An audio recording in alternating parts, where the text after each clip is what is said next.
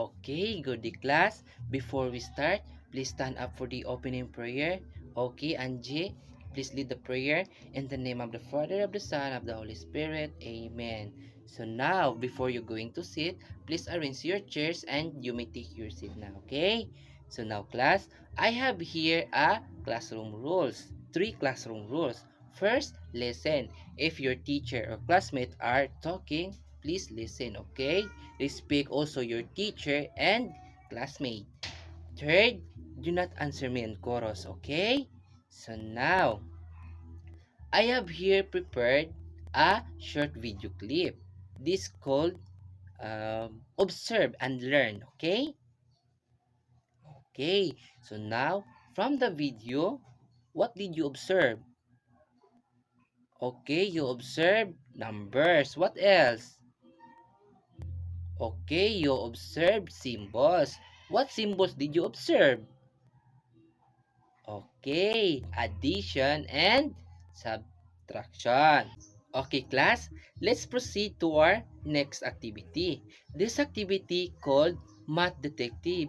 So, teacher, unsa din ang Math Detective? Math Detective, you will be the one to detect or solve it, okay? So, example, if si Leslie gihatagan siya sa iyang amiga og duha ka oranges, nya nagpalit pud siya og upat ka oranges, pila total tanan?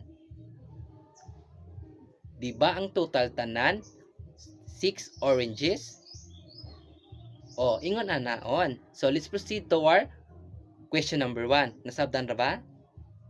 Okay. So, first, if si Alucard na ay pulo ka apples, nya gisugo siya sa iyahang magulang og 5 pud ka apples, pila total tanan sa apples?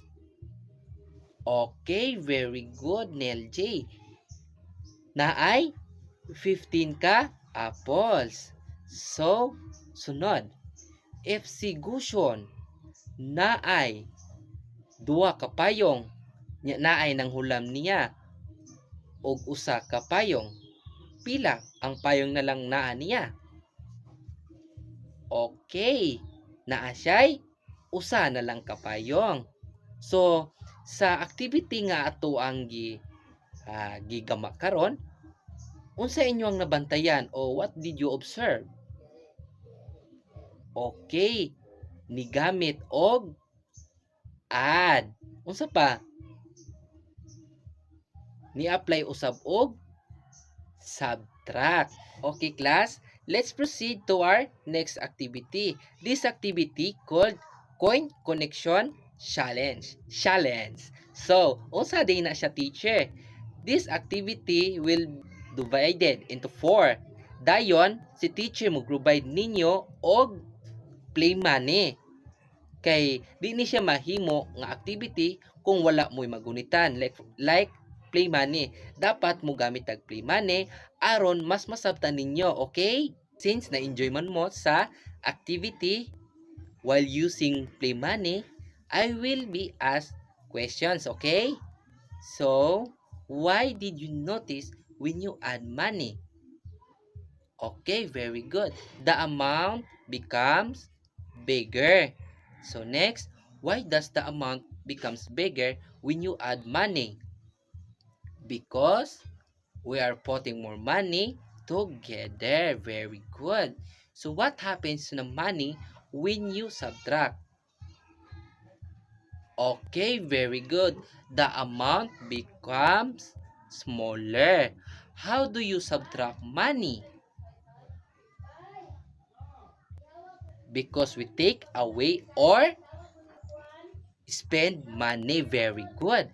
So now, how do you add money using coins or bill?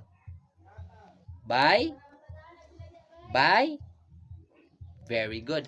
By putting the amounts together to get the total. Okay, very good. Last, why is it important to learn on how to add and subtract? Very good.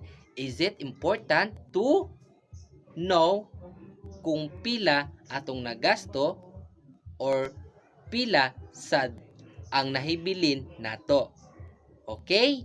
At the end of this lesson, the pupils will be able to identify the connection of addition and subtraction of whole numbers up to 100, including play money. Demonstrate addition and subtraction by accurately showing how numbers are added and subtracted using play money. Last, display interest and active participation by answering questions, joining group activities, and using play money to solve simple addition, subtraction, and real-life situation.